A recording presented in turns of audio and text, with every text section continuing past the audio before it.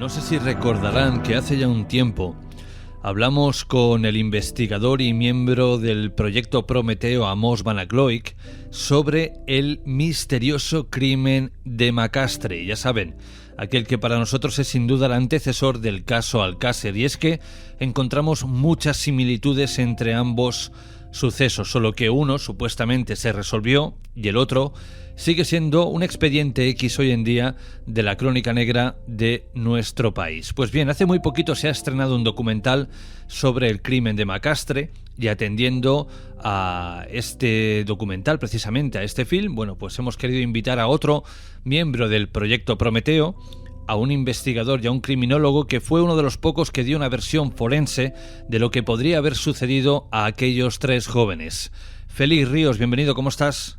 Pues muy bien, encantado de estar con vosotros y de aportaros la poca luz que se puede aportar a estos dos casos que forman parte, yo creo, de la icónica crónica negra de la Comunidad Valenciana, con sus particularidades y sus cuestiones más que bizarras, ¿no? Desde finales de los 80 y principios de los 90. Según tu opinión, Félix, ¿por qué a día de hoy sigue siendo el crimen de Macastre un expediente X de la crónica negra de nuestro país? ¿Qué ocurrió en aquellos años para que no se pudiera resolver?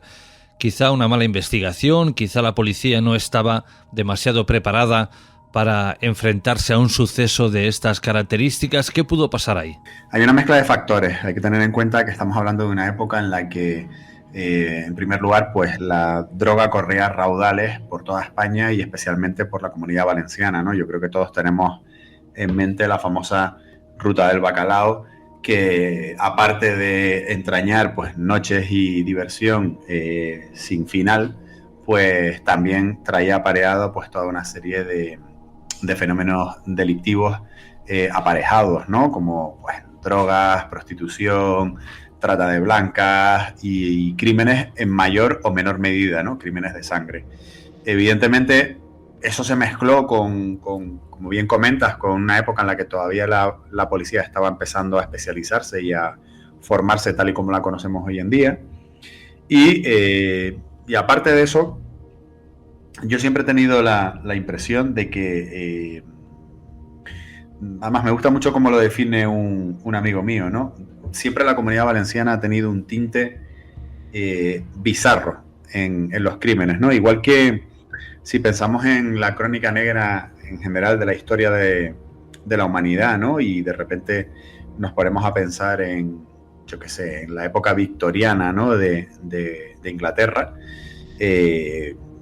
no sé, o los crímenes del lejano oeste en Estados Unidos, pues en España hay un fenómeno social que incluso ha sido investigado por algunos profesores de universidad, que viene aparejado precisamente a esa zona geográfica, ¿no? A una serie de crímenes muy bizarros, muy extraños, donde se mezcla mucha marginalidad, mucho oscurantismo, mucho vicio oculto, y en general yo creo que, no sé, una atmósfera muy de novela, para bien y para mal. Los casos que hemos revisado y que estamos revisando en la Comunidad Valenciana, y llevamos ya prácticamente 25 años, haremos el año que viene, revisando casos en toda España, y ya lo hacemos también en otros lugares del mundo, pues los de la Comunidad Valenciana tienen ese acento diferente, ¿no? Esa tilde un poco grotesca que yo creo que nos hace ver cosas que nos parecerían absolutamente impensables hoy en día, ¿no?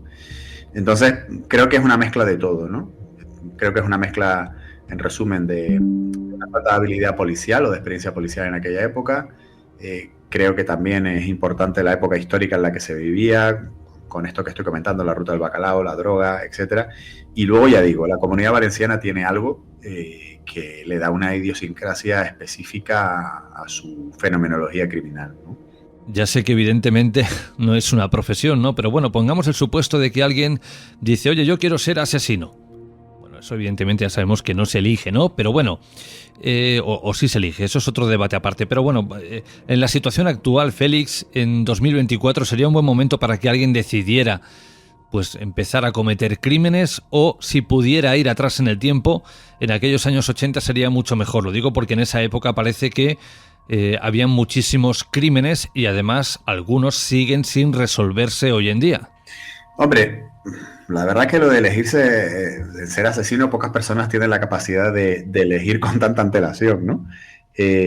Pero bueno, lo que sí te puedo decir es que posiblemente en aquella época, independientemente de la calidad del criminal, la calidad de las investigaciones en muchas ocasiones brillaba por su ausencia. A veces no tanto por el propio, no solo por el propio personal en sí, que todos pensemos, no, es que los policías y los guardias civiles de aquella época no sabían hacer la O con un canuto, ¿no? Tampoco es eso, porque ya había grupos que tenían muchas tablas, ¿no? Sino yo creo que era un tema en general de todo, ¿no? De falta de medios, de falta de patrullas, de falta de comandancias. Estamos hablando de una época en la que a lo mejor podía haber una pareja de guardias civiles para cubrir, no sé, un radio de casi 50 kilómetros, ¿no? Fíjate qué barbaridad, hoy en día eso sería impensable, ¿no? O sea, ten en cuenta que había pueblos del interior de Valencia, como algunos que fueron protagonistas de los dos casos de los que vamos a hablar, que básicamente eran pueblos sin ley. O sea, eran pueblos absolutamente sin ley. Había pueblos o partidas, ¿no? Como dicen allí, donde ni siquiera había policía local, sino que la policía local un poco se compartía, ¿no? Entre unos sitios y otros, ¿no? Era una cosa tremenda, ¿no? Yo creo que habría que estar allí para vivirlo. Y eso que yo te hablo desde el respirar esa atmósfera a través del mohoso olor de los expedientes de los años 90 que hemos tenido que ojear a lo largo de estos años, ¿no? Las personas que lo han vivido más en primera plana, como, bueno, mi amigo Amos, por ejemplo, que es el coautor del libro de ¿Qué pasó en Macastre? Él era niño en aquella época, pero sí lo recuerda y tuvo algunos familiares policías locales que te cuentan historias de la época que hoy en día dirías, pero vamos a ver, ¿pero de verdad que eso sucedía? Pues sí, sí sucedía. Y Félix, ¿por qué crees que la gente, el público en general, no conoce demasiado del crimen de Macastre? ¿De alguna forma podemos atribuir a que este suceso haya quedado en la sombra fruto de que el crimen de Alcácer lo eclipsó prácticamente todo? Sí y no. Si te digo la verdad, Jorge, yo creo que lo que ocurre es que en el caso Alcácer se da una circunstancia importantísima que ocasiona un salto cualitativo y también cuantitativo importantísimo en cuanto a la difusión del crimen en sí. Y es la aparición justo en esa época del Canal Nou y de las televisiones privadas en España, ¿vale? El caso Macastre ocurre en el 89, aún no había ocurrido eso. Y cuando ocurre el caso Alcácer, o cuando se descubre el caso Alcácer, estamos hablando de 92, 93, evidentemente el paradigma de comunicación es absolutamente distinto. Si no hubiese ocurrido esto que te estoy comentando, si estas televisiones no hubiesen entrado en lisa hasta el año 94, 95, podríamos estar hablando ahora de un caso Alcácer no resuelto de ninguna manera, a pesar de que hoy en día hay gente que debata sobre si hay una parte de él que está resuelta o no y otra que no sabemos. Posiblemente estaríamos hablando de lo mismo, ¿eh? O sea, estaríamos hablando de otro caso más, ¿no? ¿Y quiénes son las niñas de Alcácer? Pues no lo sabríamos, ¿eh? Posiblemente no lo sabríamos. Como acabo de decir hace un momento, hay mucha gente, el público en general, le hablas de Macastre y es como que han oído hablar algo pero no saben exactamente de qué se trata, ¿no?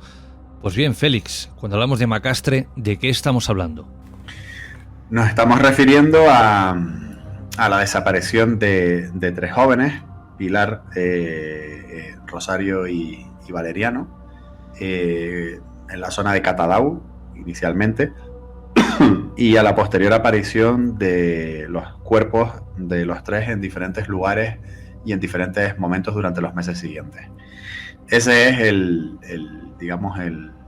esqueleto inicial del caso Macastre. La verdad que resumir la investigación de varios años que nos llevó, no solo con el estudio del expediente, sino también con un arduo trabajo de campo in situ, resumir un poco todo, ¿no? Pero yo invitaría a los oyentes a que buscaran nuestro libro ¿Qué pasó en Macastre? Porque creo que es un ejemplo de investigación sistemática, apartado por apartado, donde a nivel cronológico creo que está todo bastante bien descrito, ¿no? De hecho, yo en muchas ocasiones bromeo con Amos y le digo, Amos, la verdad es que después de Macastre yo he escrito varios libros más, pero es que ese lo escribimos muy bien porque fue un análisis muy meticuloso con esquemas, con líneas temporales, etcétera, ¿no? Pero bueno, haciendo un breve y somero resumen, la teoría básica fundamental es que los jóvenes pues se movían en un ambiente de pseudo marginalidad relacionado con las drogas y aquello les pasó factura, ¿no?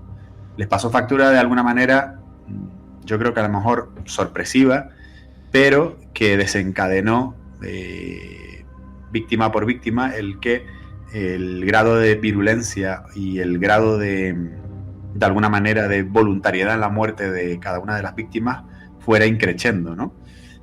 Por ejemplo, si hablamos de la primera víctima, Rosario aparece en una caseta, digamos, de una zona agrícola de Macastre y aparece sin signos de violencia, ¿no? Y a pesar de que la autopsia es una autopsia blanca, más o menos hemos conseguido deducir que seguramente fue una muerte sobrevenida por problemas respiratorios que ella arrastraba desde hacía tiempo en relación al consumo de benzol, que era una especie de droga tipo pegamento que se esnifaba en aquella época y que era tremendamente destructivo, ¿no? Era la droga de los pobres. Luego, sin embargo, a pesar de que cuando se encuentra este cadáver, la teoría inicial es, bueno, pues primero que no se sabe quién es, ¿no? Fíjate que los chicos ni siquiera se habían echado de menos, ¿no? No se sabe quién es, se tarda en identificar, cuando se consigue identificar, de repente, pues se reparan que no estaba sola, sino que se supone que estaba con otros 2 chicos más, un chico y una chica, que no se sabe dónde están, y al cabo de no demasiado tiempo aparece el segundo cadáver, no demasiado lejos de allí, que lo encuentra una persona que estaba recolectando espárragos, ¿vale? El de Valeriano. Este ya en un grado de deterioro bastante importante, incluso desgraciadamente los depredadores de la zona habían hecho su trabajo con el cuerpo. Ya las circunstancias de hallazgo de ese cuerpo sí empezaron a ser tremendamente sospechosas, pero tampoco se pudo conseguir una autopsia exacta de qué era lo que le había pasado a Valeriano, básicamente porque el cuerpo estaba muy deteriorado y porque en aquella época no se hacían estudios antropológicos forenses, ¿no? Cuando se encontraba un cuerpo de esta manera. Lo que se hacía era básicamente un estudio, ¿cómo te diría yo?, descriptivo, ¿no?, de lo que veía el forense y poco más. Pero es que luego ya todo da un giro absolutamente total cuando se encuentra el tercer cuerpo, al cabo ya muchas semanas después, de Pilar dentro de una canalización del pantano de Forata y ya ahí sí que se encuentran elementos que objetivan la intervención de terceras personas, ¿no? La sección, por ejemplo, de una pierna y de una mano, ¿no? Con una sierra de carácter mecánico o eléctrico. Con lo cual, a partir de ahí, pues ya la historia cobra un cariz completamente diferente. Y después de mucho investigar y analizar todo el sumario del caso Félix, ¿a qué conclusión llegáis vosotros sobre el por qué la primera víctima estaba dentro de esta caseta de Macastre? La caseta de Macastre, del maestre, como se dice allí, ¿no?, como se llamaba así allí a la zona, creemos que fue simplemente un punto de encuentro con traficantes de droga para intercambiar sexo a cambio de sustancia. Es la teoría que tenemos, porque no había signos de violencia evidentes en el cuerpo, pero sí había cierta sospecha por la forma en la que estaba colocado el cuerpo, las ropas, etcétera, y algunos otros indicios objetivos de que había habido actividad sexual, ¿no? Entonces, si los chicos estaban a Catadau, que está a una distancia importantísima en kilómetros y en horas sí, casi una hora de carretera, si no me falla la memoria, unos 40 o 50 minutos de carretera, de Catadau, que es donde ellos estaban alojando, y estamos hablando de que ellos no tenían vehículo, pues lógicamente no llegan ahí de manera azarosa, llegan para algo, ¿no? Entonces la teoría básica es que por lo menos Valeriano y ella llegan ahí. Ella posiblemente accede a algún tipo de encuentro sexual, mientras a Valeriano le dicen, bueno, tú vete y espera afuera. Y esto obviamente lo objetivamos a través de que tanto las velas como la tela de saco que estaba debajo del cuerpo de Valeriano cuando se encuentra eran exactamente iguales a las que había dentro de la caseta, ¿no? Y la posición en la que estaba y el lugar específico, el cuerpo de Valeriano, si nos situamos exactamente donde estaba, da la impresión de que él estaba tumbado observando en la lejanía de la caseta, ¿no? Esa es la teoría básica. Por eso creemos que es bastante probable que en algún momento pues le dijera, mira, toma Valeriano, toma, esto es para que tú te lo fumes o lo que sea, déjanos aquí que vamos a arreglar esta transacción económica aquí con Rosario. Da esa impresión. Sé que puede parecer una escena un poco grotesca, Pero es la única explicación que le encontramos. Sin duda es una imagen muy difícil de visualizar, ya que si no estoy mal informado, Félix, Rosario y Valeriano eran pareja, claro. Ahora pensar que él accede a que a su novia de alguna manera, bueno, pues o la violen, o que ella voluntariamente se acueste con uno o más hombres a cambio de droga y encima él se tenga que quedar mirando en un montículo ahí a lo lejos, ostras, pues la cosa es complicada. En esa época, una película española que se llamaba El Pico, ¿eh? Si alguna ocasión tienes la oportunidad de verla, es lo que se llama a veces el cine de kinkis, dicen, ¿no? De los años 80, que fue una serie de películas que hubo que mostraban de manera muy cruel la realidad del mundo de la droga en España, ¿no? El Pico, El Lute Camino Revienta, en fin, Perros Callejeros, o sea, hubo varias películas al respecto, ¿no? Pues hay una escena que muestra muy bien cómo era ese mundo de la droga en esa película, y es algo que me parece bastante paralelo a lo que creemos que ocurrió en el caso Macastre. En aquella época el consumo de la droga hacía, y hoy en día también ocurre, con la gente que es adicta al crack, por ejemplo, que el tema de las relaciones y demás está todo absolutamente supeditado al consumo de la sustancia en sí. Si estáis en lo cierto, este intercambio, bueno, pues sexo por drogas, de alguna forma es un contrato, es una transacción, nos guste o no, hay un acuerdo entre ambas partes y ya está. Pero claro, una vez haber practicado sexo con ella, ¿por qué matar a Valeriano? Que como digo, todo formaba parte de un mismo acuerdo. Bueno, yo creo que está claro. La muerte de Rosario pudo haber sido sobrevenida por esos problemas respiratorios que ella tenía. Y claro, en ese momento, ¿qué es lo que ocurre? Pues que somos dos traficantes con el cadáver de una niña dentro de una caseta y sobre esta escena tiene conocimiento pues un joven que está a unos 100 metros apostado esperando a que termine aquí una transacción, como tú dices, de sexo por drogas. Entonces, ¿qué hacemos? ¿Nos vamos sin más confiando en que Valeriano no va a decir ni mu? ¿O eliminamos a Valeriano y a Pilar, que los está esperando posiblemente en Catadau o en otro lugar? Pues obviamente en aquel momento dijeron, si estos chavales nadie los va a echar de menos, así que vamos a solucionar este tema sobre la marcha. Claro, como digo, bueno, pues han practicado sexo con Rosario, luego, para que no abra la boca, matan a Valeriano, pero Pilar, ¿qué ha hecho? Claro, y según vuestras investigaciones, ¿ubicáis a Pilar en aquella misma caseta? No, creemos que no. Creemos que Pilar, ten en cuenta que Pilar aparece a muchos kilómetros de distancia. Creemos que Pilar, en la relación de los tres jóvenes, hay una parte de perfilación muy importante que hicimos, sabiendo un poco cómo era el carácter de unos y otros. Hay testimonios de compañeros de Valeriano del reformatorio, en fin, familiares, etcétera.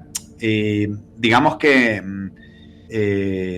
la pandilla se configuraba de tal manera que Rosario y Valeriano eran un poco los que se movían, ¿no? Ella era el cerebro, creo que Rosario era la que más o menos tenía la iniciativa de hacer las cosas. Valeriano era el que conseguía las cosas, es decir, el que se movía luego, pues, si tenía que ir en moto, si tenía que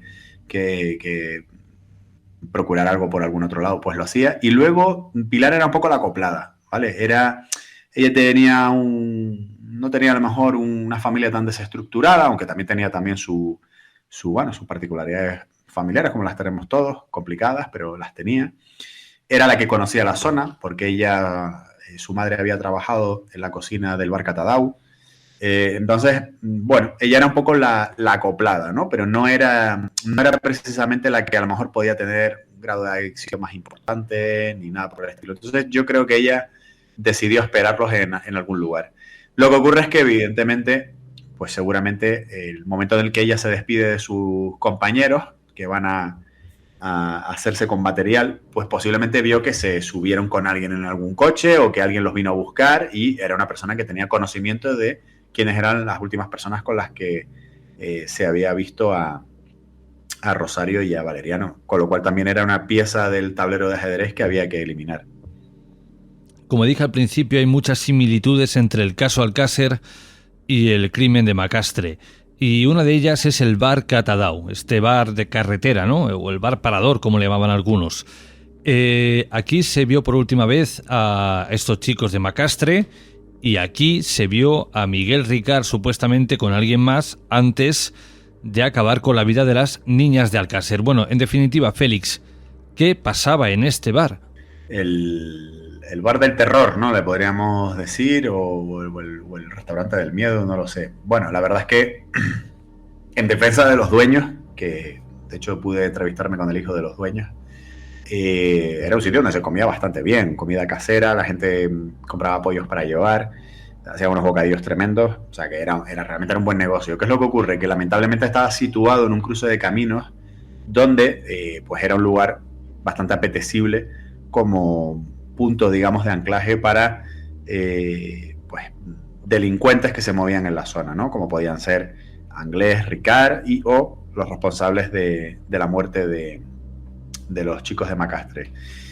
Es el último bar, además, es el último lugar, perdón, donde se ve con vida a Rosario y a Pilar, que están ahí tomándose un refresco y les piden un bocadillo en la cocina, porque como conocían a la madre de Pilar, pues de vez en cuando pues tenían algún gesto y les daban algún bocadillo gratis a los chavales o lo que sea. Y además se les ve tomando un refresco con el que yo llamaría el tonto del pueblo, ¿no? Ya sabes, esa figura que antes por lo menos siempre había en todos los pueblos, que era el tipo raro, el que hacía chapuzas, el que se dedicaba a pastorear y te traía leña por 4 perras, en fin.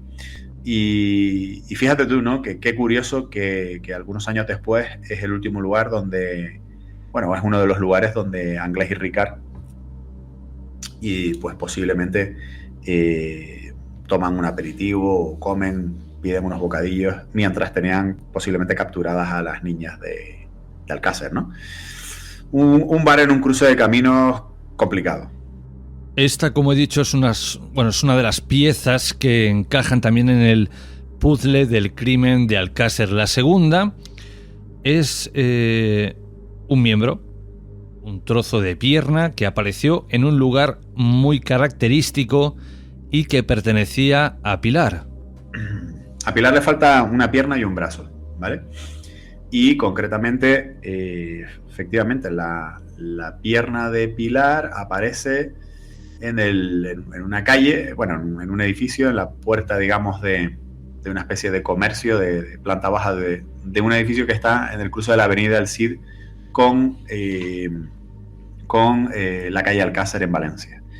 Y bueno, ya sabéis que los numerólogos, digamos, la gente que no cree que existan coincidencias, además reparan en el hecho de que concretamente era el mismo día del mes en el que años después se encontrarían los cuerpos de las niñas de Alcácer. Ahí ya que cada cual pues haga sus cábalas o valore. Yo sinceramente he pensado que no deja de ser una horrible casualidad la fecha y el nombre de la calle. Pero como ya sabes, en muchas ocasiones la realidad supera la ficción, ¿no? Imagino, Félix, que sabrás que todo esto que nos estás contando, bueno, pues aviva más la teoría de la conspiración, ¿no? El hecho de que el pie aparezca en la calle Alcácer el mismo día que aparecieron las niñas de Alcácer, bueno, pues esto va a dar mucho bombo y mucho que hablar. Pero en su momento, Félix, ¿sobre quién cayó la sombra de la sospecha? Bueno, en un principio la verdad es que la policía no tenía ni idea. No tenían ni idea de quién podía ser el autor ni nada por el estilo. ¿Qué es lo que ocurre? Cuando hacen ese recorrido de quiénes fueron las últimas personas que vieron con vida a las menores, pues evidentemente ese llamado el tonto del pueblo, por así decirlo, pues el Miguelo se llamaba específicamente, por cierto, natural de la Romana, pues es la persona que primero se coloca en el objetivo de los investigadores. Muy reticente además a dejarse entrevistar, a que se le tome declaración. Se investiga también su entorno, porque él no tenía vehículos, pues algún conocido o amigo suyo que se solía mover en una especie de furgonetilla, etcétera. Pero finalmente tampoco se consigue vincular a este hombre con los niños. Básicamente, precisamente por eso, porque no era un tipo que se moviera mucho de catadau y porque además pues no dejaba de ser el típico tío que pues a cambio de unos paquetes de tabaco pues podía, no sé, haber intercambiado alguna cosa con los menores, ¿no? Pero no algo tan complicado, entre comillas, como acabar con la vida de 3 niños y además hacerlo a tantos kilómetros de distancia. Luego hubo un segundo foco, digamos, de investigación que se centró en el Wichita, que era un delincuente común, vamos a decirlo así, un toxicómano, que vivía en el barrio chino de Valencia, y se focaliza la investigación sobre este señor porque este es otro detalle, la verdad que bastante grotesco del caso. Resulta que cuando aún no habían aparecido los cuerpos, por lo menos el cuerpo de Pilar, se recibe una llamada de teléfono anónima al teléfono de la droga, que era un teléfono que estaba operativo en los años 90 para denunciar puntos de venta de droga o para pedir información sobre cómo desintoxicarte y demás. Y entonces alguien comenta que hay un cuerpo que está de una de las chicas desaparecidas, Macastre, que está en un canal de riego a la altura del kilómetro X específicamente, y que la persona que está relacionada con la muerte de esa chica es un tal es un tal Wichita que reside en el barrio chino de Valencia. Pues fijaos que a esa llamada no se le da importancia, a pesar de que se toma nota sobre ella, hasta que no aparece el cuerpo de Pilar muchísimo tiempo después. Cuando esto ocurre, pues evidentemente existe ese segundo foco de investigación a través de esta persona, pero al final parece ser que tampoco tiene pinta de que fuera alguien que tuviera que ver directamente con el caso. Parece más bien como que le intentaron colar el marrón a alguien. Lo que está claro es que la persona que llamó, que hizo esa llamada al teléfono de la droga, sabía algo, porque ubicó con perfección dónde estaba el cuerpo de Pilar. Después de esto que acabas de contar, imagino que toda la audiencia se ha hecho la misma pregunta que yo. ¿Y por qué la policía no investigó esa llamada? ¿Por qué no rastreó la llamada? Una cabina. Sin más. O sea que no había manera de saber quién había sido. No. Tan solo que conocía al Wichita y le intentaba colar el marrón a él. Conocía al Wichita, le intentó colocar el marrón, sabía dónde estaba el cuerpo de Pilar y llamó desde una cabina. No hay más datos. De hecho, creo que no fue una única llamada, creo que fueron 2. Fueron 2 llamadas dando la información de manera un poco fraccionada. También he leído en alguna ocasión, Félix, que el cuerpo de Pilar fue mutilado estando ella viva. ¿Esto es cierto o es otro bulo más del caso Macastre? No se pudo establecer la data del desmembramiento. No se tiene claro si pudo haber sido premortem, postmortem o perimortem. Pero bueno, sí parece ser que por lo menos hubo unos indicios, por así decirlo, ¿no?, dentro de las limitaciones de los análisis que se hacían en aquella época de carácter forense, que indicaban que, bueno, que sí que por lo menos el cuerpo estaba fresco en el momento del corte, ¿no? Aún había a lo mejor sangrado, o incluso se llegó a especular. Nosotros llegamos a hacer un cálculo importante sobre el estado del pie, ¿vale? El estado del pie tal y como se autopsia ese pie cuando se encuentra inicialmente y no se relaciona con Pilar hasta mucho tiempo después. Y sí te da la impresión de que fue cercano a la muerte. Que hubiera torturas antes de morir, podría ser. Que fuera simplemente que acabaron con la vida de Pilar y sobre la marcha intentaron seccionar su cuerpo para introducirlo, pues no sé, en el maletero de un vehículo, en un baúl o lo que sea. También es posible, también es posible. Félix, ahora te pregunto a ti, ¿qué conexiones creéis que existen, si es que existen, entre el crimen de Alcácer y el crimen de Macastre? Bueno, pues la verdad es que existen varios elementos de coincidencia, ¿vale? ¿Estos elementos son contundentes como para que podamos asegurar al 100% una conexión? Pues no, pero a mí me resultan más que llamativos, ¿no? Y hay varios. En primer lugar, el perfil geográfico de ambos casos, que es coincidente en lugares que hemos mencionado, como el Barcatadau, punto además de partida del camino que va hacia la Romana, ¿no? Por ejemplo, ¿no? No sé, pues esos pueblos, ¿no? Catadau, Macastre, Alcácer, el pantano de Forata. Tened en cuenta que el cuerpo de Pilar aparece en un kilometraje exacto del pantano de Forata y algunos kilómetros arriba, en ese mismo canal, por ejemplo, es donde estaba la caseta que mencionaste antes, ¿no? El Corral de Alborache, que es era uno de los cúbiles donde se solían refugiar Ricard, Anglés y su pandilla, y que además fue el lugar donde estuvieron a punto de capturar, en teoría, Anglés, ¿no? De hecho, es el último lugar donde se encuentran indicios de carácter biológico vitales, ¿no? Que concretamente semen de Anglés en unas sábanas que estaban allí en un colchón durante su vida. Esas coincidencias geográficas. Luego, evidentemente, hablamos de 3 víctimas con unos intervalos de edad pues, más o menos parecidos, aunque pertenecieran a focos familiares un poco distintos. Sí que parece que hay una cierta coincidencia numérica y de edades, ¿no? De edades aproximadas, ¿vale? Y luego, pues, hay coincidencias tremendamente llamativas, ¿no? Como esa parte un poco más numerológica que has mencionado tú, hablando del hallazgo del pie de Pilar. Pero, por ejemplo, hay un elemento que bueno, a mí por lo menos me turba bastante, ¿no?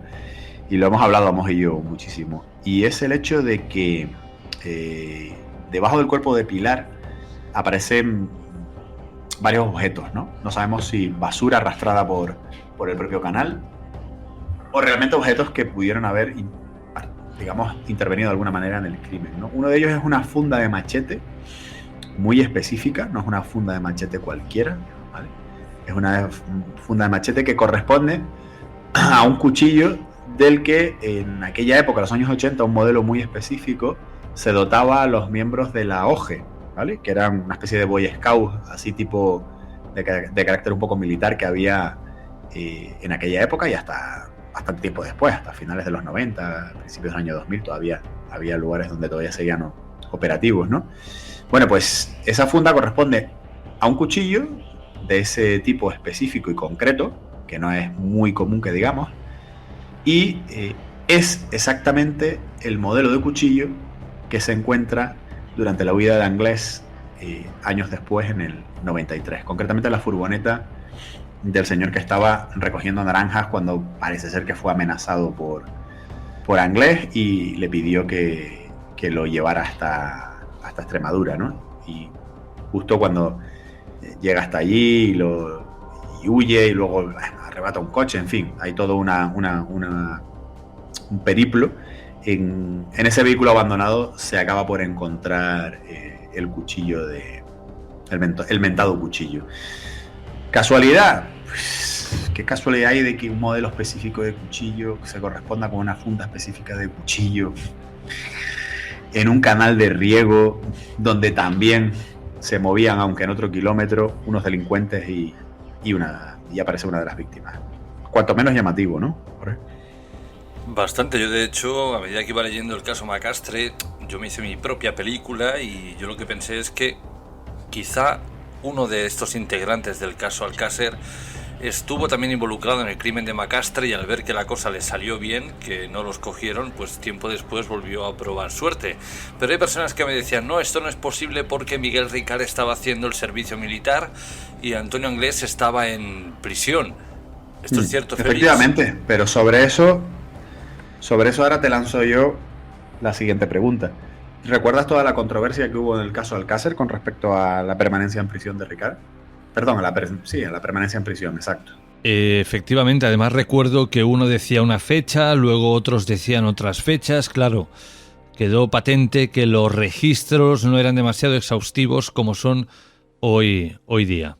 Claro, sabemos que sí estaba cumpliendo condena Anglés cuando ocurren los crímenes de Macastre, pero lo que no sabemos es si pudo haber disfrutado de algún permiso de salida de manera coincidente. Y luego, por otro lado, la gente cuando hace la mili, y Ricard hizo la mili en Ronda en aquella época, la gente hacía la mili, pero eso no significara que no volvieran a su hogar en la vida hasta que terminaran la mili. Había permisos, ¿no? Y la gente volvía también. Entonces, sí es cierto que se presupone que ambos estaban ocupados geográficamente, digamos, en otros lugares, pero no podemos asegurar que pudiera haber habido algún tipo de intervención o de coincidencia geográfico-temporal.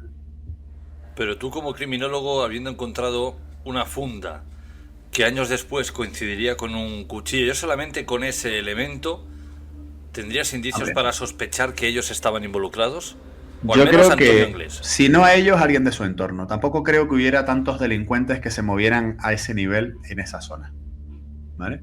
O sea, quiero decir, había delincuentes, por supuesto, pero yo creo que todo el mundo, y además si preguntas a la gente de la comarca, y bueno, cuando nosotros estuvimos haciendo la revisión del caso Alcácer antes de conseguir que el juzgado ordenara nuevas pruebas, era llamativo porque llegamos a hablar con gente pues, que se les había tomado declaración en el 93 y toda esa época y hombre, al final sí, había mucha chusma en aquella época, pero todo el mundo que conocía a Anglés, Ricard y su pandilla. O sea, quiero decir, ¿qué posibilidades hay de que haya otro equipo de delincuentes que se dediquen al mismo nivel a hacer el mismo tipo de cosas?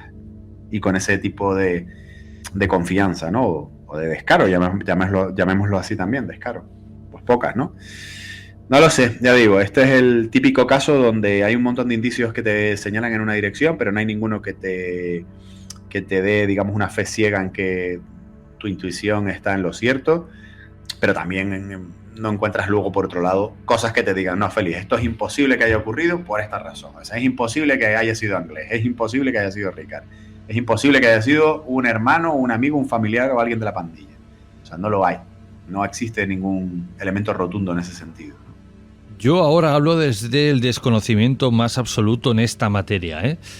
No sé si Félix en el cuerpo de Rosario se encontró semen de alguna de estas personas que había mantenido relaciones sexuales con ella y de haberse encontrado si se cotejó o no se cotejó con el ADN, si es que existía en aquella época, de Antonio Anglés. No, a ver, para que lo entiendas, lo que hubo fue en principio el médico forense que hace la exploración de Rosario dice que le da la impresión de que objetiva semen con espermatozoides, incluso creo que habla de espermatozoides, en los orificios de genitales y creo que el anal también de Rosario. Pero luego el Instituto Nacional de Toxicología dice que cuando le llegan las muestras ellos no pueden confirmar que eso se trate de semen. Y ya de ADN ni hablemos. O sea, ADN en aquella época, 89, ya te digo yo que en ese caso por lo menos no se sacó nada. Entonces, si no se saca ADN, pues ¿con qué lo vas a cotejar años después? Es que no sabes, eso no estaba ni siquiera en ninguna base de datos. La base de datos se creó años después ya. Si no me falla la memoria, en el 2003, creo, una cosa así. El otro día hice un directo hablando de eso. Para agotar los últimos minutos, Félix, de nuestra conversación, demos un salto ahora y hablemos un poquito del crimen de Alcácer. Vosotros investigasteis en profundidad este caso, de arriba abajo, y sacasteis cosas que nadie había sacado hasta el momento. ¿Sigue la investigación abierta? ¿No sigue abierta? ¿Hay novedades? ¿O de momento todo está igual? Bueno, la verdad es que lo que es la parte de nuestra investigación terminó hace tiempo, en el sentido de que nosotros hicimos un trabajo descomunal. Y digo descomunal porque la gente no se imagina, no tiene ni idea de lo que es tener que estudiarte 30 tomos de sumario. Sumario A, sumario B, rollos de sala, en fin, diligencias nuevas que llegan. Luego eso, aparte de estudiarlo, remitirlo a diferentes expertos en diferentes materias forenses para que un poco valoren si hay pruebas modernas que hoy en día se pueden repetir. Presentar escritos e informes de viabilidad para el juzgado, para que el juzgado diga, oiga, pues sí, este señor tiene razón y se puede repetir aquí una prueba de ADN, una prueba de genética, una prueba de sangre, yo qué sé, una prueba documental, en fin. Todo ese trabajo se hizo y se hicieron las peticiones y la verdad que fue sorprendente porque prácticamente todas se concedieron por parte del juzgado en un hito sin igual, porque estamos hablando de un caso que durante 30 años no se había movido un papel. O sea, no había vivido nada, sino pues, alguna cosa muy puntual de algo, en plan, pues llega información de si el polizonte del sitio Plymouth podía haber sido Anglés o podía no haber sido Anglés. Lo máximo que había habido en 30 años era algo así, pero a nivel forense no se había movido un papel en 30 años. Y de repente, claro, llegamos nosotros y liamos la que liamos, hablando pronto y mal. Y la verdad que en ese sentido pues, fue un trabajo brutal, ¿no? Ahora, ¿qué es lo que ocurre? Pues estamos en la parte, para mí, más dura desde el punto de vista de ánimo, que es esperar a que todos esos análisis que se confirmaron que se iban a realizar por parte de la administración, pues lleguen, y que lleguen esos resultados. Y en ese sentido, ya casi terminando, si quieres, te puedo decir el tiempo de demora que lleva cada prueba, ¿no? Que se aprobó por parte del juzgado que se realizaran a fecha de hoy, ¿no?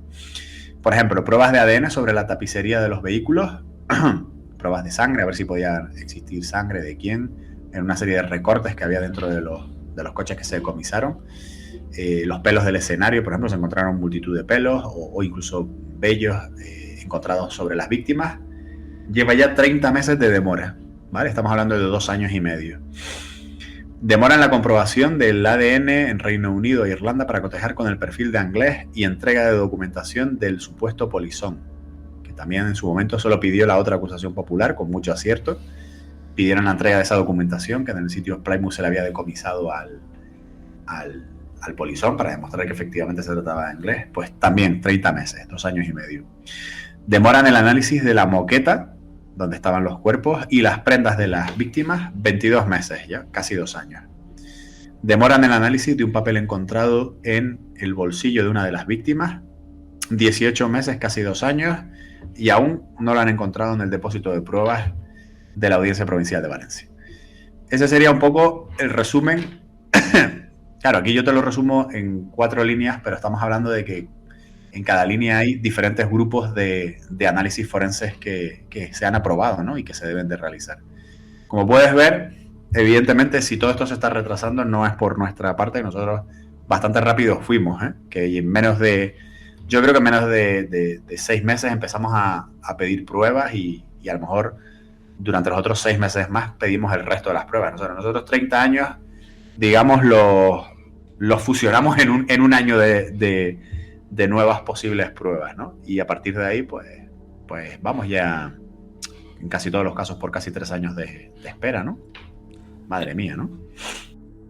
De nuevo entenderás, Félix, que esto también va a ser terreno abonado para las conspiraciones, porque habrá quien se va a acoger a estas afirmaciones para decir, claro, aquí está la prueba de que las autoridades, dependiendo de un poder superior, bueno, pues han paralizado todas las pruebas porque no quieren que se sepa y no quieren que la gente hoy en día conozca los nombres de estos poderosos que mataron a las niñas de Alcácer. No, evidentemente, a ver, todo el mundo, incluso los que no tienen unas versiones tan conspiranoicas como la que acabas de comentar, piensan que siempre hay una mano negra detrás. En fin, yo sinceramente lo que creo es en la falta de diligencia de la administración que he vivido en muchos casos durante estos 25 años.